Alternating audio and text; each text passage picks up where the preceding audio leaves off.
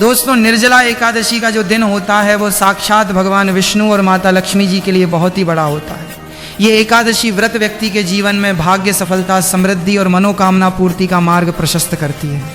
निर्जला एकादशी के दिन पर भगवान श्री विष्णु और उनके रूप श्री नारायण की विशेष पूजा की जाती है। आप हो सकता है कि पूरे साल भर श्री विष्णु की उतनी पूजन आराधना ना करते हो, पर अगर आप लोग चाहते हैं कि पूरे साल भर का फल भगवान श्री विष्णु जी से आप एक दिन में लेना चाहें, मतलब उनको एक दिन में प्रसन्न करना चाहें, तो वो होता है निर्जला एकादशी का दिन। ये पूरा ही दिन उनको ही समर्पण होता है। तो इसीलिए दोस्तों, ऐसे मौके अपने हाथ से कभी मत जाने देना। 26 जून 2026 का दिन मतलब निर्जला एकादशी का दिन अपने हाथ से बिल्कुल मत जाने देना। 26 जून 2026 निर्जला एकादशी का दिन कुत्ते को खिलाई गई, ये एक चीज़। अगर आप कर्ज के बोझ तले दबे हैं, अगर पैसा आता है लेकिन पानी की तरह बह जाता है, या फिर घर में क्लेश और बीमारियों ने डेरा डाल रखा है, तो आपको एक ऐसा गुप्त रहस्य गाथा बताने वाला हूँ, एक ऐसा महा उपाय जो आपको किसी किताब में नहीं मिलेगा। निर्जला एकादशी के दिन अगर आपने सही समय पर और सही तरीके से कर लिया तो अगले 24 घंटों में आपकी किस्मत ऐसा पलटा खाएगी कि आप खुद हैरान रह जाएंगे। रंग भी राजा बन जाएगा और जो लोग आपकी बर्बादी का इंतजार कर रहे हैं वो आपकी तरक्की देख कर जल भुन जाएंगे। आपके जीवन के सारे बंद दरवाजे खोल देगी। साक्षात काल भैरव और श्री विष्णु की कृपा बरसेगी। लेकिन शर्त यह है कि तरीका सही होना चाहिए। एक छोटी सी गलती और पूरा उपाय बेकार हो सकता है। दोस्तों, 26 जून 2026 का दिन कोई साधारण दिन नहीं है। ये वो तारीख है जिसका इंतजार शायद आपकी किस्मत को पिछले कई सालों से था।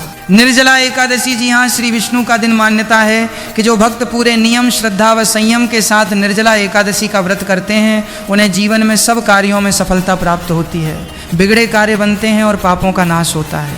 यह व्रत विशेष रूप से धन, सौभाग्य, स्वास्थ्य और मानसिक शांति दिलाने वाला माना गया है। आपको पता है कि 26 जून 2026 को पड़ रही इस निर्जला एकादशी पर ग्रहों का एक ऐसा दुर्लभ संयोग बन रहा है जो पिछले 100 सालों में नहीं बना। आज मैं आपको वो गुप्त रहस्य बताने जा रहा हूं जो अक्सर ज्योतिषी आपको नहीं बताते। निर्जला एकादशी सिर्फ व्रत का त्यौहार नहीं है, ये सोई हुई किस्मत को जगाने का और राहु केतु के बुरे प्रभाव को जीवन से हमेशा के लिए उखाड़ फेंकने का सबसे बड़ा दिन है। और इसका रास्ता जाता है एक बेजुबान जीव के माध्यम से, कुत्ता। जी हाँ, कुत्ता। आप सोच रहे होंगे कि निर्जला एकादशी और कुत्ते का क्या संबंध? यही तो वो रहस्य है जो अगर आप आज समझ गए तो यकीन मानिए 26 जून की शाम होते होते आपकी तिजोरी और आपकी तकदीर दोनों का नक्शा बदल चुका होगा।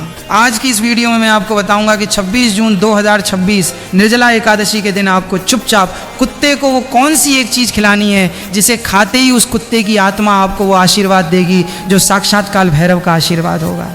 दोस्तों, वीडियो को छोड़ने की गलती बिल्कुल मत करना, क्योंकि आधा अधूरा ज्ञान जहर के समान होता है। अगर आप जानना चाहते हैं कि वो एक चीज़ क्या है और उसे खिलाने का सही समय और सही तरीका क्या है, तो मेरे साथ अगले कुछ मिनटों तक बिल्कुल एकाग्र होकर बने रहे। एक एक शब्द को ध्यान से सुने, क्योंकि ये जानकारी शायद इंटरनेट पर आपको दोबारा ना मिले। चलिए सबसे पहले समझते हैं कि आखिर कुत्ता ही क्यों। हमारे शास्त्रों में कुत्ते को भगवान काल भैरव का वाहन माना गया है। काल भैरव जो स्वयं भगवान शिव का ही रुद्र रूप है। जब हमारी कुंडली में शनि, राहु या केतु ये 3 पापी ग्रह अपनी बुरी नज़र डालते हैं तो इंसान का बना बनाया काम बिगड़ने लगता है। घर में क्लेश होता है, पैसा आता है लेकिन टिकता नहीं, बीमारियां पीछा नहीं छोड़ती, इंसान डिप्रेशन में चला जाता है। क्या आपके साथ भी ऐसा हो रहा है? अगर हाँ तो समझ लीजिए कि शनि और केतु आपको परेशान कर रहे हैं। और ज्योतिष शास्त्र में स्पष्ट लिखा है कि केतु ग्रह को शांत करने का, उसे अपने पक्ष में करने का सबसे सरल और सबसे सटीक उपाय है कुत्ते की सेवा। कुत्ता केतु का प्रतीक है। जब आप कुत्ते को प्रसन्न करते हैं तो आप सीधे धीरे केतु ग्रह को शांत कर रहे होते हैं। और केतु क्या है? केतु मोक्ष है। केतु अचानक धन लाभ है। केतु वह ऊंचाई है जो आपको फर्श से अर्श तक ले जा सकती है। अब बात करते हैं 26 जून 2026 की, निर्जला एकादशी के दिन, जब आप कुत्ते को, जो कि शनि और केतु का कारक है, एक विशेष वस्तु खिलाते हैं तो आप गुरु और केतु का मिलन करवा देते हैं। ज्योतिष में जब गुरु और केतु मिलते हैं तो निर्माण होता है गणेश योग का। ये वो योग है जो रंक को भी राजा बन देता है। तो दोस्तों, अब दिल थाम कर बैठिए, मैं आपको बताने जा रहा हूँ कि वो प्रक्रिया क्या है। 26 जून की सुबह जब आप सोकर उठे तो सबसे पहले अपने हथेलियों के दर्शन करें और धरती माता को प्रणाम करें। स्नान करने के बाद आपको पीले रंग के कपड़े पहनने हैं। अगर पीले कपड़े नहीं हैं तो कम से कम एक पीला रुमाल या पीला धागा अपने पास रख लें। अब आपको अपने घर की रसोई में जाना है। ध्यान रहे, ये उपाय आपको खुद अपने हाथों से करना है, किसी नौकर से या किसी और से नहीं करवाना। आपको अपने हाथों से एक रोटी बनानी है, लेकिन ये रोटी साधारण रोटी नहीं होगी। यही तो वो गुप्त भेद है इस रोटी को बनाते समय आपको इसमें नमक नहीं डालना है। याद रखें, कुत्ते को नमक नहीं देना चाहिए, इससे उसे भी नुकसान होता है और ज्योतिषी रूप से भी यहाँ पर सही नहीं है। आपको एक सादी रोटी बनानी है, लेकिन इस रोटी को बनाने के लिए जो आटा आप गूँथेंगे उस आटे में आपको एक चुटकी हल्दी मिलानी है। जी हाँ, हल्दी। हल्दी गुरु ग्रह का प्रतीक है। हल्दी भगवान विष्णु को प्रिय है। जब आटे में हल्दी मिलती है तो वो रोटी सिर्फ भोजन नहीं रहती, वो एक दिव्य भोग बन जाती है। अब तवे पर उस रोटी को सेक लें। रोटी जब सिक जाए तो उसे उतार कर एक अलग थाली में रख लें। अब आती है सबसे मुख्य बात, उस रोटी के ऊपर आपको क्या लगाना है। दोस्तों, कुत्ते को तेल लगी हुई रोटी खिलाने से शनि दोष दूर होता है, लेकिन निर्जला एकादशी के दिन हमें सिर्फ शनि को नहीं बल्कि गुरु और केतु को भी साधना है।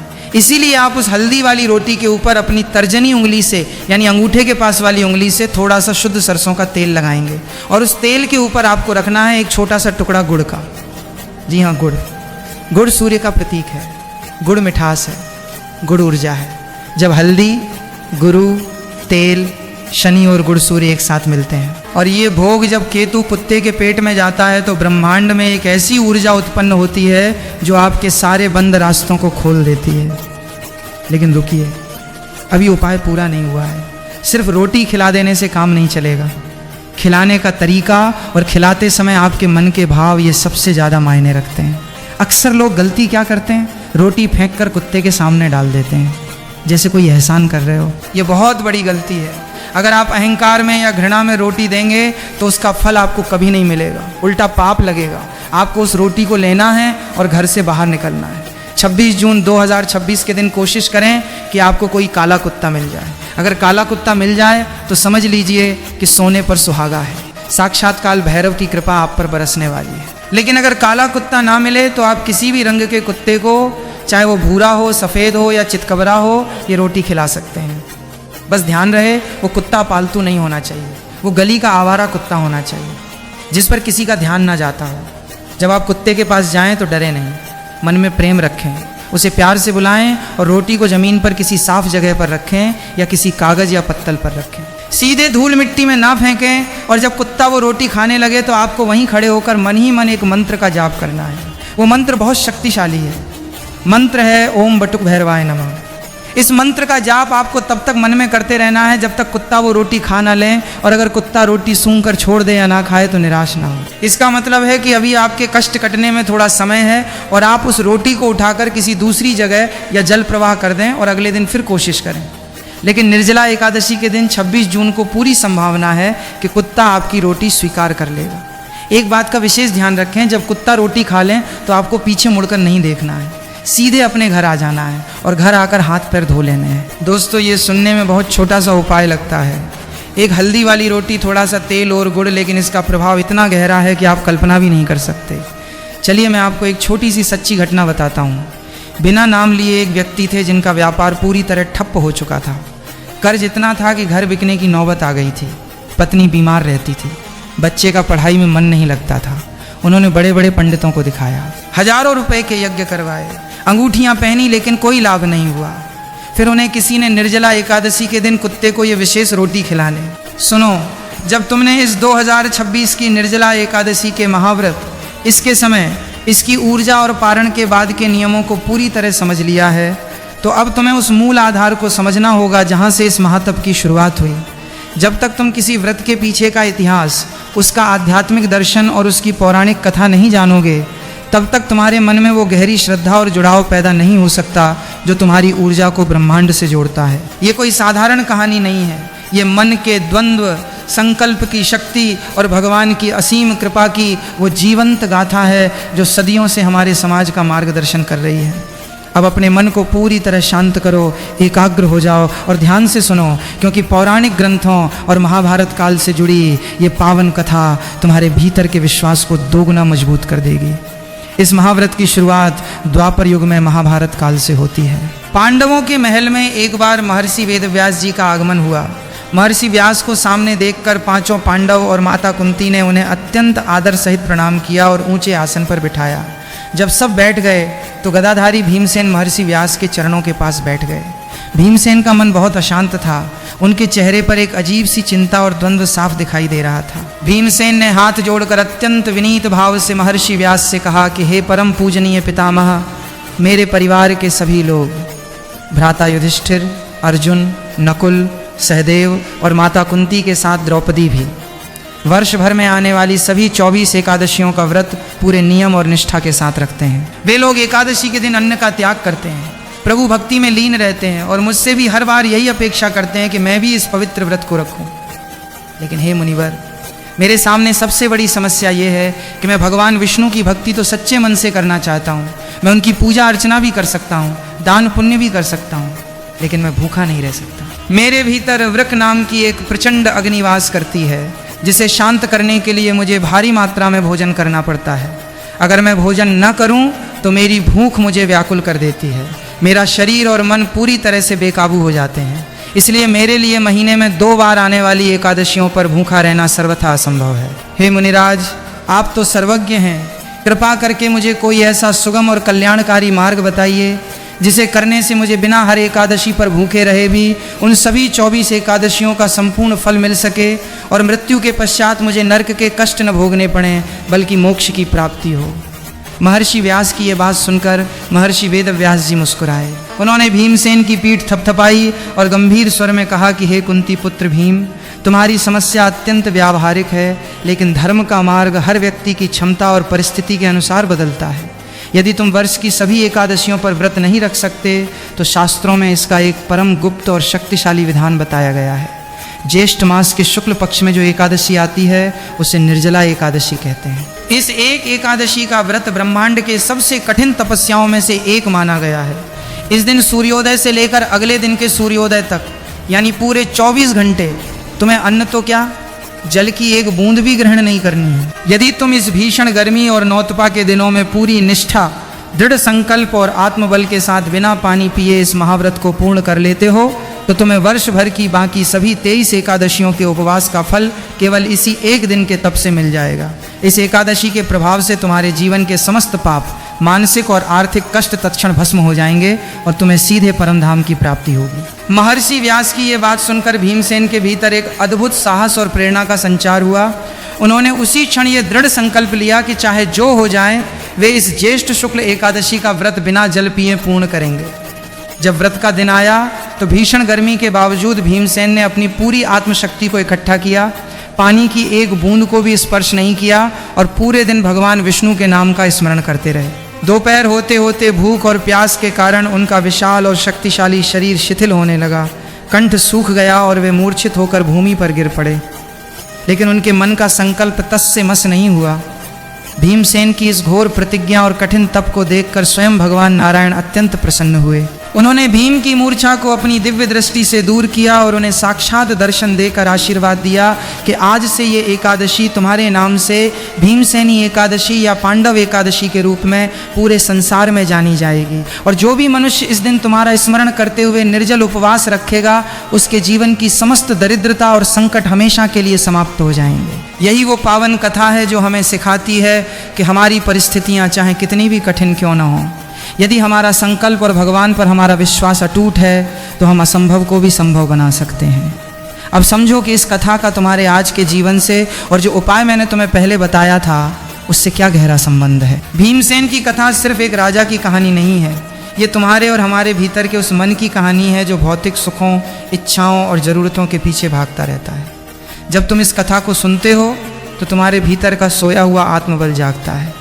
इस 26 जून 2026 को जब तुम इस निर्जला एकादशी के व्रत की शुरुआत करोगे तो तुम्हें अपने मन में इसी भीमसेनी संकल्प को याद रखना है। ये व्रत केवल शरीर को भूखा या प्यासा रखने का नाम नहीं है, बल्कि अपनी इंद्रियों पर नियंत्रण पाने का महाविज्ञान है। जब तुम अपनी सबसे मूल आवश्यकता यानी पानी पर एक दिन के लिए विजय प्राप्त कर लेते हो तो तुम्हारे मस्तिष्क की कार्य प्रणाली पूरी तरह बदल जाती है। तुम्हारे भीतर की नकारात्मक तरंगें शांत हो जाती हैं और तुम्हारा ऑरा इतना शक्तिशाली हो जाता है कि तुम जिस भी काम में हाथ डालते हो वो काम सफल होने लगता है।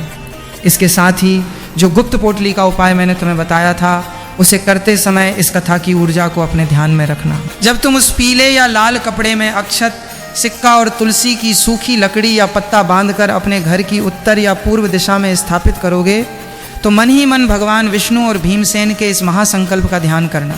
ऐसा करने से उस स्थान की जो चुंबकीय और आध्यात्मिक ऊर्जा है वो जाग उठेगी। ये ऊर्जा तुम्हारे घर के उस हिस्से को एक सुरक्षा कवच प्रदान करेगी जहाँ से तुम्हारी समृद्धि का मार्ग तय होता है। पैसा जो पहले आते ही अज्ञात खर्चों में, बीमारी में या व्यर्थ के विवादों में बह जाता था, वो इस ऊर्जा के प्रभाव से स्थिर होना शुरू हो जाएगा। तुम्हारे व्यापार में आ रही मंदी, नौकरी में आ रही बाधाएं और कर्ज का जो भारी बोझ तुम्हारे कंधों पर है, वो धीरे धीरे कम होने लगेगा, क्योंकि जब ब्रह्मांड की सर्वोच्च ऊर्जा तुम्हारे साथ होती है तो रास्ते अपने आप बनने लगते हैं। इस महाव्रत के बाद एक और बात का विशेष ध्यान रखना, जिसे संतुष्टि और मौन का नियम कहते हैं। एकादशी के दिन और उसके अगले कुछ दिनों तक जितना हो सके कम बोलो, और जब भी बोलो मीठा बोलो, क्योंकि जब तुम निर्जल रहकर अपनी ऊर्जा को बचाते हो तो वो ऊर्जा तुम्हारे कंठ में एकत्र होती है। उस समय अगर तुम किसी की निंदा करते हो, झूठ बोलते हो या क्रोध में अपशब्द कहते हो, तो वो संचित ऊर्जा तुरंत दूषित हो जाती है और उसका विपरीत प्रभाव तुम्हारे भाग्य पर पड़ने लगता है। इसके विपरीत यदि तुम उस ऊर्जा को मौन रहकर, मंत्र जाप करके या सकारात्मक विचारों के साथ सुरक्षित रखते हो, तो वो तुम्हारे चेहरे पर एक दिव्य तेज के रूप में दिखने लगती है। लोग तुम्हारी तरफ आकर्षित होने लगेंगे, तुम्हारे वरिष्ठ अधिकारी या तुम्हारे ग्राहक तुम्हारी बातों से प्रभावित होंगे, और यही प्रभाव तुम्हारे लिए धन और नए अवसरों के द्वार खोलेगा। इसलिए इस वर्ष 2026 की निर्जला एकादशी को अपने जीवन का सबसे बड़ा टर्निंग पॉइंट मानो। पूरे विश्वास के साथ, बिना किसी संशय या जल्दबाजी के इस व्रत और कथा के मर्म को समझो। अपने घर के वातावरण को साफ और पवित्र रखो, क्लेश से दूर रहो और उस गुप्त स्थान की मर्यादा बनाए रखो जहाँ तुमने वो पवित्र पोटली रखी है। तुम खुद देखोगे कि कैसे समय का चक्र तुम्हारे पक्ष में घूमने लगा है और तुम्हारे जीवन में स्थिरता, शांति और अटूट समृद्धि का आगमन हो रहा है। यही इस पूरी कथा और व्रत का वास्तविक और अंतिम सत्य है। अब उठो, अपने मन को तैयार करो और इस महाअवसर का स्वागत पूरी श्रद्धा के साथ करो। राधे राधे। सुनो, जब तुम इस निर्जला एकादशी के महाव्रत और इस गुप्त उपाय को अपने जीवन में उतार लेते हो तो इसके बाद की यात्रा और भी गहरी और चमत्कारी हो जाती है। क्योंकि बहुत से लोग सोचते हैं कि व्रत पूरा हो गया, पारण कर लिया तो बात वहीं खत्म हो गई, लेकिन असल कहानी तो पारण के बाद शुरू होती है, जब तुम्हारे भीतर संचित हुई वो आध्यात्मिक ऊर्जा तुम्हारे बाहरी जीवन में काम करना शुरू करती है। अब ध्यान से सुनो कि इसके आगे तुम्हें अपने जीवन को किस तरह संभालना है और क्या बदलाव आने वाले हैं, क्योंकि जो ऊर्जा तुमने 24 घंटे बिना पानी पिए तप करके कमाई है वो कोई साधारण चीज़ नहीं है। वो एक ऐसी शक्ति है जो तुम्हारे चक्रों को जागृत करती है, तुम्हारे घर के वास्तु दोषों को अपने आप काटने लगती हैं। जब तुम 27 जून 2026 को सुबह 5:41 से 8:15 के बीच शुभ मुहूर्त में पारण करके अपना व्रत खोलते हो तो सबसे पहले तुम्हें भगवान विष्णु और माता लक्ष्मी का आशीर्वाद लेकर उस पवित्र पोटली के सामने हाथ जोड़ना है जो तुमने उत्तर या पूर्व दिशा में रखी है। अब तुम्हें अगले 1.25 महीने यानी लगभग 45 दिनों तक एक विशेष नियम का पालन करना है जिसे ऊर्जा संरक्षण का नियम कहते हैं। इस दौरान तुम्हें अपने मुख से निकलने वाले हर शब्द पर ध्यान देना होगा, क्योंकि इस कठिन तप के बाद तुम्हारी वाणी में एक सिद्धि आ जाती है। अगर तुम इस दौरान किसी को भला बुरा कहोगे, किसी का अपमान करोगे या घर में क्लेश करोगे तो जो पुण्य और आर्थिक समृद्धि का योग तुमने बनाया था वो तुरंत नष्ट हो जाएगा और उसका उल्टा असर होने लगेगा। इसके विपरीत अगर तुम शांत रहते हो, हर सुबह उस पोटली को देखकर मन ही मन आभार व्यक्त करते हो कि मेरे जीवन में स्थिरता आ रही है, तो तुम देखोगे कि तीसरे या चौथे हफ्ते तक आते आते तुम्हारे काम करने के तरीके में एक गजब का आत्मविश्वास आ जाएगा। तुम्हें अपने व्यापार में या अपनी नौकरी में ऐसे फैसले लेने की सूझबूझ मिलेगी जो तुम्हें बहुत समय से नहीं मिल पा रही थी। असल में पैसा कहीं आसमान से नहीं टपकता, बल्कि जब तुम्हारी बुद्धि स्थिर होती है तो तुम सही जगह पैसा लगाते हो, सही लोगों से जुड़ते हो और सही अवसर को पहचान लेते हो। यही इस व्रत का सबसे बड़ा गुप्त फल है। बहुत से लोग मुझसे पूछते हैं कि क्या इस उपाय के बाद हमें जिंदगी भर यही नियम करना होगा? तो समझो कि यह नियम तब तक सक्रिय रहता है जब तक तुम्हारा मन पवित्र रहता है। अगर तुम्हें लगे कि काम फिर से अटक रहे हैं या घर का माहौल फिर से आसान हो रहा है तो घबराना मत। इसका मतलब यह है कि तुम्हारे घर में नकारात्मक ऊर्जा का प्रभाव फिर से बढ़ गया है। ऐसी स्थिति में तुम्हें इस पोटली को छूना नहीं है, बल्कि हर गुरुवार और शुक्रवार को उस स्थान के पास गाय के घी का एक दीपक जलाना है और भगवान विष्णु के मंत्रों का मानसिक जाप करना है। इससे वो सोई हुई ऊर्जा फिर से जागृत हो जाएगी और तुम्हारे रुके हुए रास्ते फिर से खुलने लगेंगे। इस पूरी प्रक्रिया में